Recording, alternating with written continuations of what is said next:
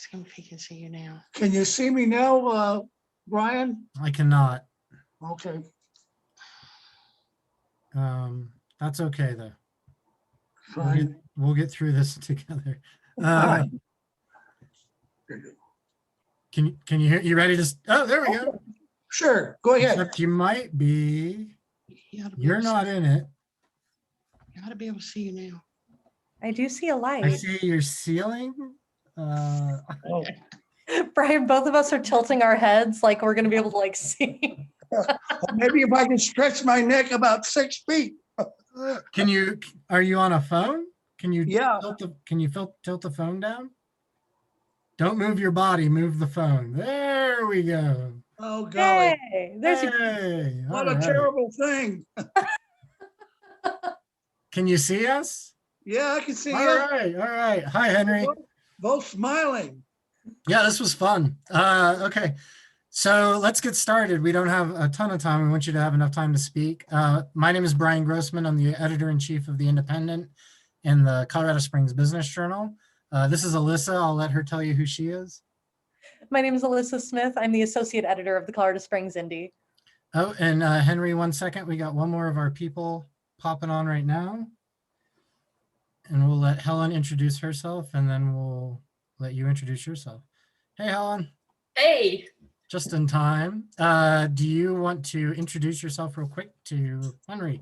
Yeah, hi Henry. I'm Helen Robinson. I'm the managing editor of the Business Journal. All right. So we are some of the people who will be putting together the endorsements for city council elections. Henry, can you introduce yourself? Tell us where you're from and why you're running for city council. Yes, sir. Well, first of all, from 1979 to 1983, I served on a city council in the state of California, Northern California. I was dissatisfied with local politics, quite disgruntled, and so I decided to run the last day.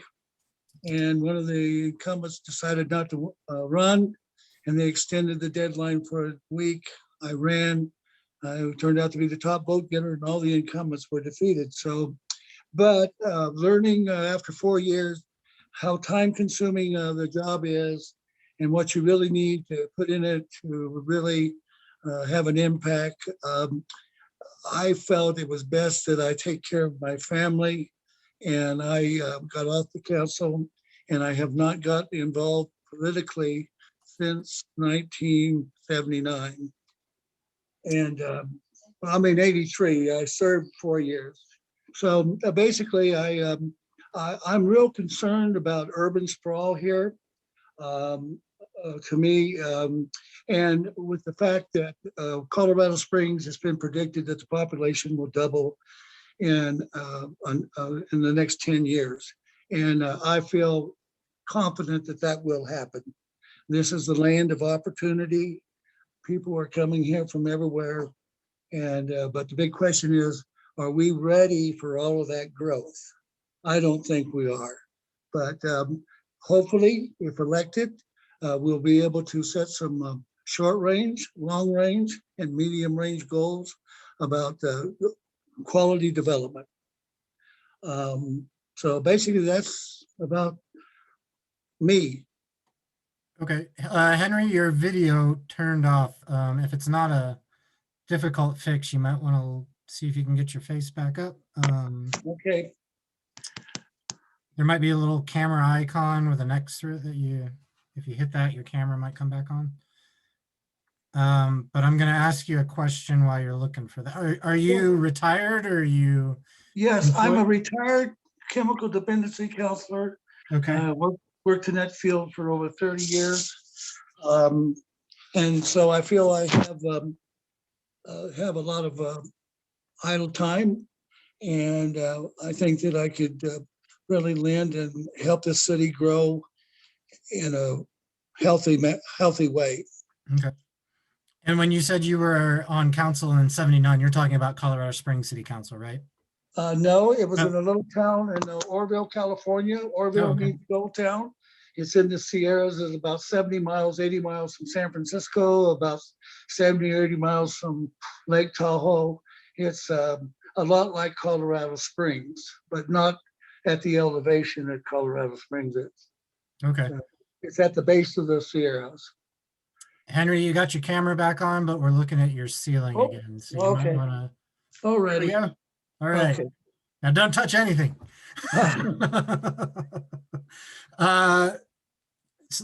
Next question is, what are some issues that are facing the district? You're running for a seat on District 5. Issues that are facing your district specifically that you would like to address? Well, just as you come coming down from Woodland Park, just as you come into the city limits of Woodland Park, you come into parts of District 3, and you see the creek there that's normally occupied by homeless people. And then as you come on up, you can see Gold Hills development. That's quite an eyesore there. And then you see a beautiful little stream running through there. I think that would be a beautiful area to renovate, restore, and designated a scenic walkway. And there's a funding available. Something's going to have to be done when they deploy or tear down the power plant. It's going to be an eyesore, and especially as you come into Colorado Springs. Urban sprawl, again, I don't care where you go in Colorado Springs, there's urban sprawl. And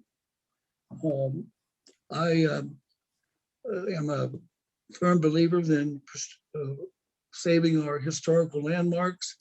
And I would propose that when elected, that each month the city nominates one location to be designated a historical point of interest with a federal or state agency in the city of Colorado Springs. I'm also a firm believer in the less government, the best government. I don't feel that we need city tax. I don't think that we need utility users taxes. And I think that if we eliminated those, we would enhance the downtown area, would give business people an opportunity to grow and to show a profit, and people would have more money to spend in the stores. And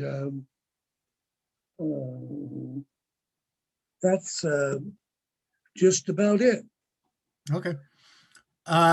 What measures would you take to assist small businesses that have been negatively impacted by COVID-19? Well, first of all, I think limiting government restrictions, again, sales tax.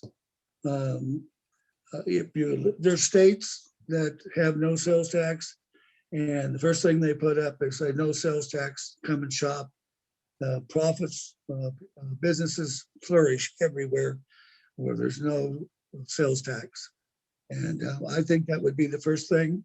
In 1980, when I was on the city council got sued because they weren't spending enough money on transportation needs. And so over the years, I've never forgotten that.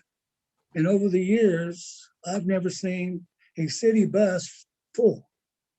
And so, it's people don't ride buses. Some people do. Normally it's early in the morning or coming to work or going to work. But we're going to be house to house in 10 years to Denver, Boulder, surrounding areas. So eventually we'll hook up, and the traffic that we get probably in Colorado Springs will be from other cities. Did you say that you advocate for no sales tax or for reducing the sales tax? Sorry. No sales tax. So since the city's general fund is primarily sales tax, how would you fund any government? Well, for hundreds of years, the only tax there was property tax. And over the years, all we've done is added more taxes on to property owners, to business people. All I can say is I've done the research. There are cities like Alaska, Delaware, Montana, New Hampshire, and Oregon. None of those people or those states have sales tax. And they're all flourishing. They're all, I think anybody would want to live in those states. But I just believe that I'm right. And I believe the less government is the best government. And eliminating, one thing about it, if you take away a tax, you can always put a tax back on. Most all city charters say that cities can levy special taxes when needed in case of an emergency or so forth or whatever. But the thing about it is when the cities have put them on, they've never taken them off. And one thing is, once a tax, always a tax. I think that's wrong. I think the best government is the less government, and letting a business owner put his own little personality in his own little independent business. Let me clarify something else that you had said too, along those same lines, with the pandemic response. So do you advocate for looser restrictions than are allowed by public health right now, or do you agree with public health restrictions? I agree. I think public health is doing a fantastic job. It's just the magnitude of it, which we, as a general, we think of 100 people, not 100 million people, or 600 million people that need medical attention, and it will come about. And obviously, we've lost some people because of it, but that's the nature of the beast, I guess. But I think local health people have done a tremendous job, and we're real fortunate to have as many hospitals and to have mental health and these hospitals and facilities. And we're real fortunate for a population of 500,000 to have the amount of services here. We've been blessed. Can you tell us how you would help address the affordable housing crisis in the city? I don't think there's such thing as an affordable house left. I think it either has to be subsidized. The average home here is what, $450,000. To me, a home is going to probably be the American dream.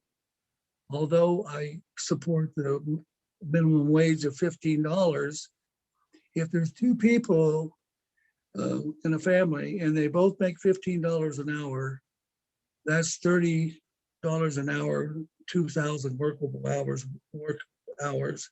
That's $60,000 a year gross income.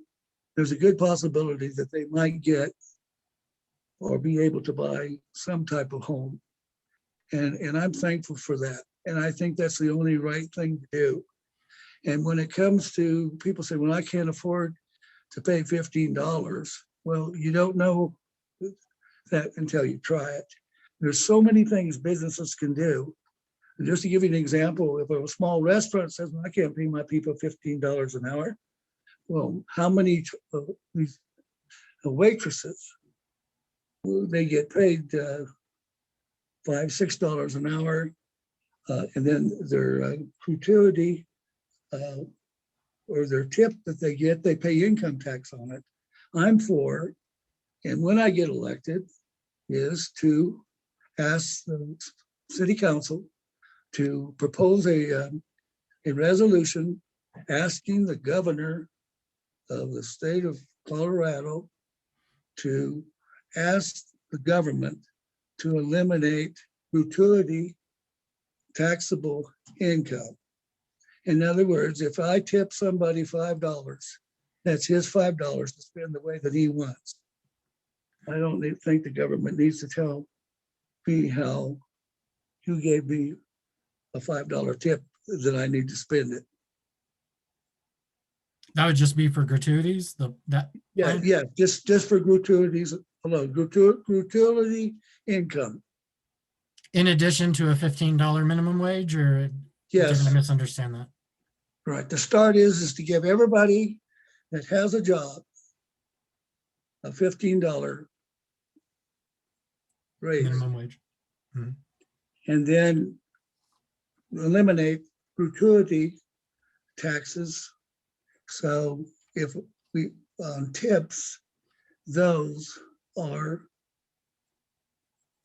not taxable income. Okay.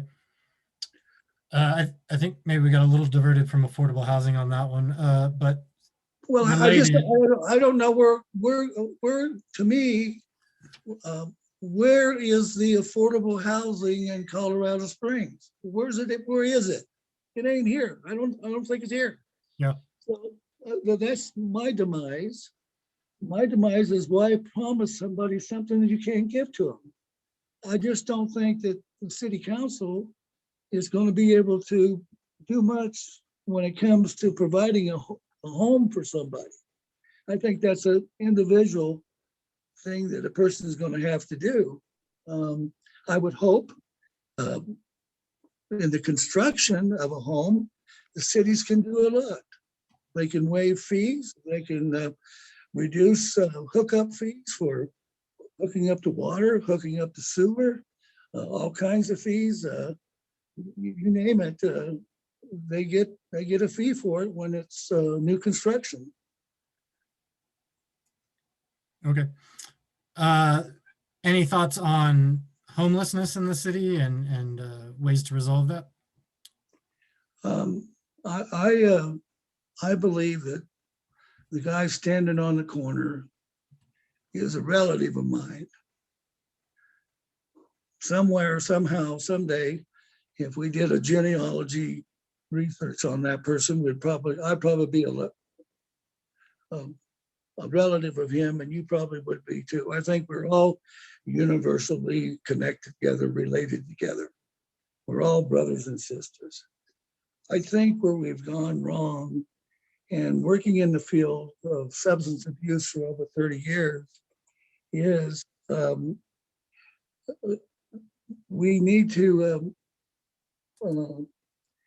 people make mistakes, but there's a tremendous amount of people that have degrees, college degrees, that are homeless, that are out panhandling. And it's because of choice. But to answer your question, I think we need to provide places for people to go where they can shower, where they can get a meal, and where they can get mental health counseling, or where they can go get a lead on a job. And I think if we do that, we'll eliminate the homeless tremendously. How do you feel about legalizing recreational marijuana dispensaries in the city? Well, as a chemical dependency counselor for over 30 years, I'm for legalizing recreational, because once we legalize it, then we can regulate it. You know, there's thousands and thousands of people that are in prison for recreational marijuana use. They got a little, then they got a lot. They got greedy, and they made some mistakes.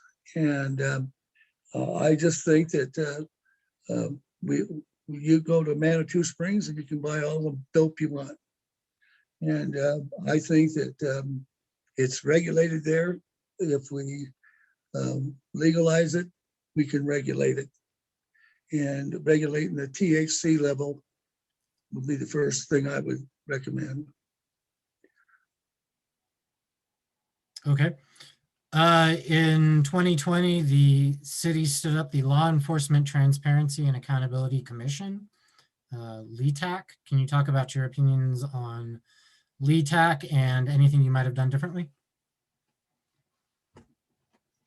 This is the advisory committee? Yes, sir. I feel that it's the committee that we don't need. I feel that if the district attorney is doing his job, city attorney's doing his job. If law enforcement are doing their job, we don't need another layer of government. And that's just really talking about something is great.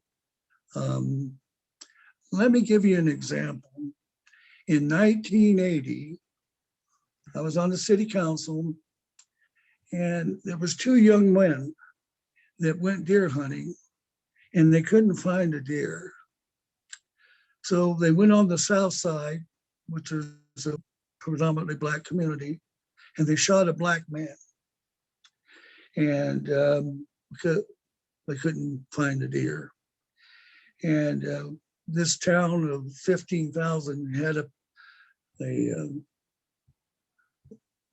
had a parade, and they had a revolt, and there was 100,000 people on the, and I've never gotten over that. But you can't love and can't hate. And if your heart's full of hate, you can't love. And I just, I think there's just a tremendous amount of advisory committees that we really don't need. We just need to get back to the basics. If you violate the law, you go before a judge, and you're sentenced, and when that's over and done with, I consider you a free man. But we all make mistakes, and but I just think it's I don't know of the big cities that have all these advisory committees. I don't know how fruitful they've been. I think we just need to stay focused on trying to change people's hearts and love everybody. Everybody's a brother and sister. Some say that city government and city jobs don't really represent the population as a whole. Diversity wise, what would you do to make city government more inclusive and diverse? Or what do you think should be done? Maybe not what should you do individually, but what should be done? Well, I've never drawn that that opinion, but like I'm saying, I was on the city council from 1979 to 1983, and I probably saw 50 or 60 new police officers hired, and we hired a new city attorney, fire chief, right on down the line. Everybody left, and we hired. And I have never felt any time that I've gone into the city or any state agency in this area that there was any issue with not meeting quotas as far as minorities. But again, that's just my opinion. I think everybody should be afforded the opportunity to have a job. And $15, will be a start to say, hey, we value you, and we're going to pay you $15. And if we can find a way to give you some health benefits, we're going to do that also. We're going to use you as a tax write-off. We're going to write your wages off. We're going to write those benefits off we get. We're going to write those off of our income tax at the end of the year. And we might even apply to the government to get a tax credit. So that's my thoughts. I might be naive, but I really don't feel that anybody's being left out. I think that this is a city of opportunity, a state of opportunity, because so many people are moving here. Companies are coming here. And why are they coming here? Well, because of our natural resources, the people that are here, the colleges that are here, the fantastic minds of our younger college kids. It's right here. We don't need to go anywhere else. It's here. It's a land of opportunity right here in Colorado Springs. If we can just hold down this growth and not strangle each other to death with growth. Okay. So Henry, if you're elected, you would also be serving on the board for Colorado Springs Utilities. How comfortable are you with your role as being a CSU board member if you're elected? Well, it'll be a learning experience for me, although I've served on a lot of redevelopment agency advisory and advisory committees in those 4 or 5 years. I think that when we talk about our natural resources, those are gifts that God's given us, and we're obligated to take advantage of them. We need to burn coal. We need to have hydroelectricity. We need to clean air, hydro, wind. And the only thing I'm not totally convinced about is nuclear. I don't think that nuclear's in the plan at all for energy, future energy. But again, this is a land of opportunity. Coming from another state, coming from Texas to here, I lived in the Austin area for 25 years, and the average utility bill there would be $300 a month. Here, it's under $100 a month. So that just shows you how smart the people have been in the energy industry here in Colorado Springs, and how naive or maybe stupid they've been in Texas. What's your approach to collaborating with those that you may not necessarily agree with? Well, we all have opinions, and I welcome that. I'll be the first one to admit that I don't know everything, but I like to share my experiences. Like I've said, these kids, who thought they hated anybody? Who thought they'd kill anybody? When we start trying to interpret a human being's behavior, we haven't done a very good job of that. We've done a fair job with animals, but just about the time we think we've got society or a human being figured out, he'll go do something stupid or kill somebody or do something stupid. So I'm open to all kinds of opinions, and I've always been a firm believer in citizens advisory committees. And back in the 70s, we had drug advisory commissions and to get kids off of drugs. So, and the thing is, it's input. We don't have all the answers, and when we stop learning, I think that's something to be mindful of. We always should be learning, always open for suggestions and input. Okay. Can you maybe talk about a mistake that you've made and how you worked to correct it? Boy, one. I think probably the biggest mistakes I've made is in buying and selling homes. I saw this little home and we were looking for a little home with a lot of windows. And there it was, had a little for sale on it, sign on it. And we bought it sight unseen or sight seen. And then we realized that about a half a mile from it was a woman's prison.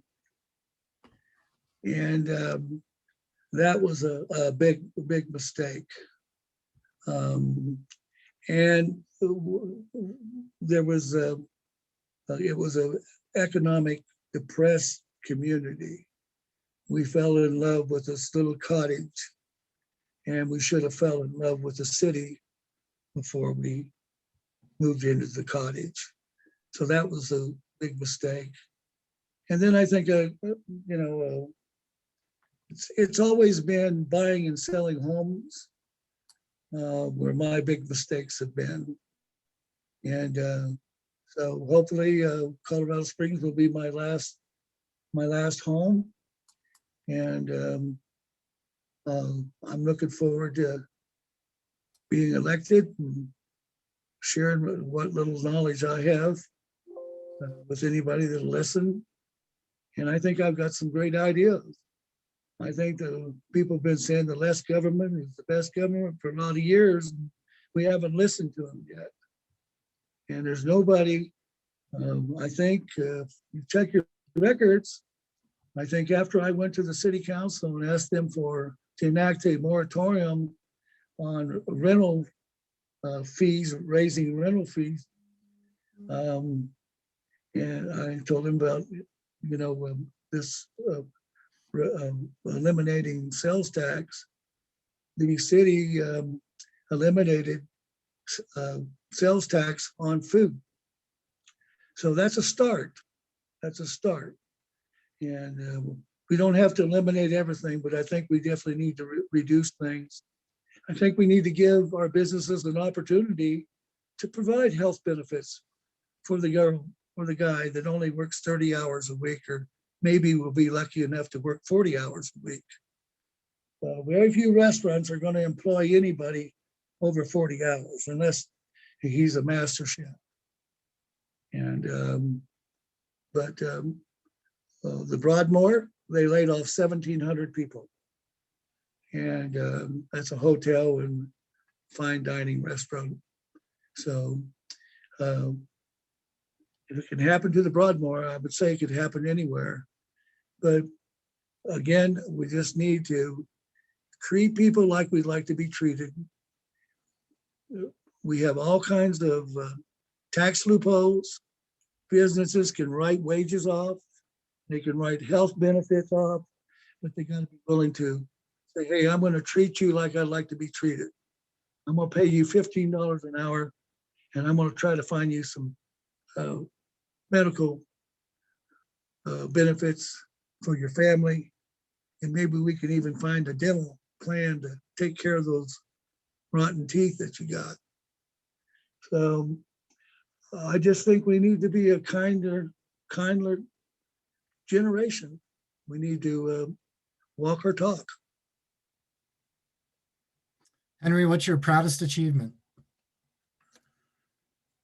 Oh, I guess being the father to a daughter that spent 25 years in the Navy and has 4 children, and she's going to homes, giving them shots, COVID shots, and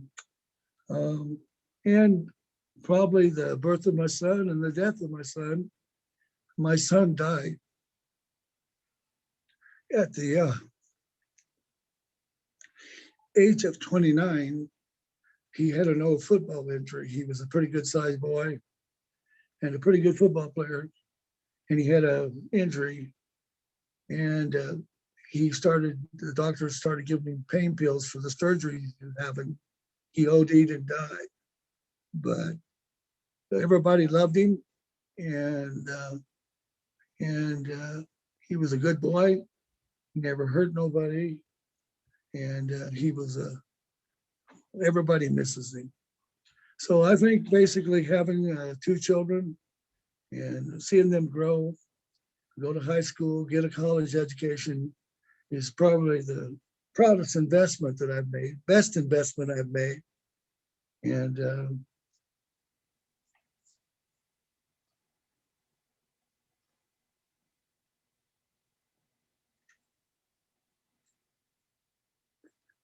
Karen. Did we lose you, Henry? You still there? Yeah, I'm here. The Okay. phone Oh. went dead on me. Oh, I'm sorry.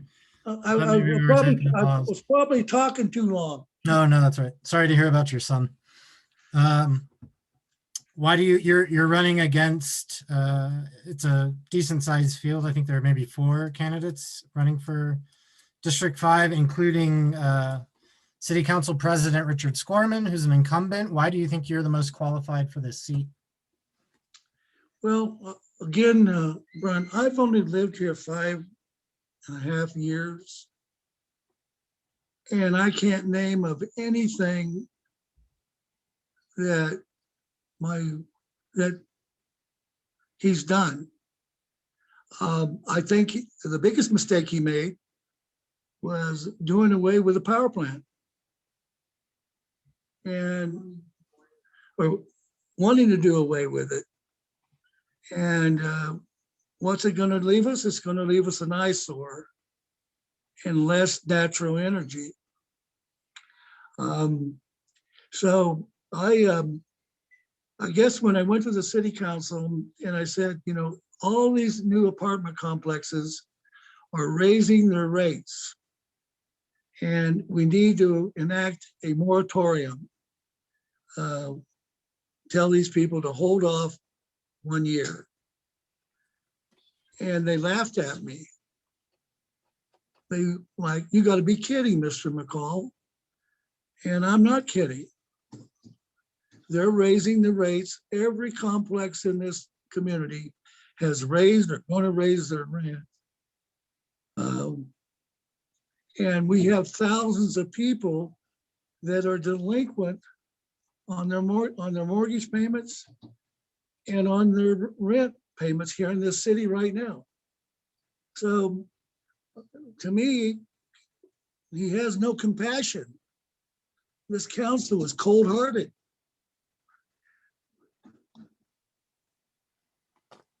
Okay. Change of direction, I guess. What do you do for fun? Well, I hunt and fish, and I like to travel. I've been to Jamaica 9 times.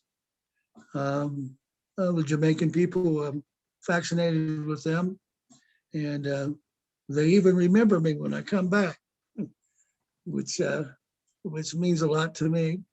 Again, here, we're at the land of opportunity.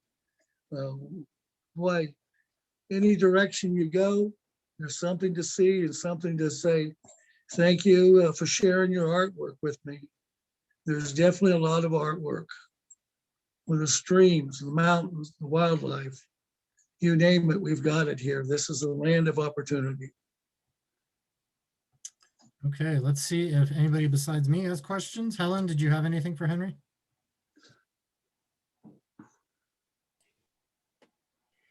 Can you, I think we asked a little bit about this, but can you clarify a bit, without city taxes and utility taxes, what other mechanisms you would be looking at for funding infrastructure?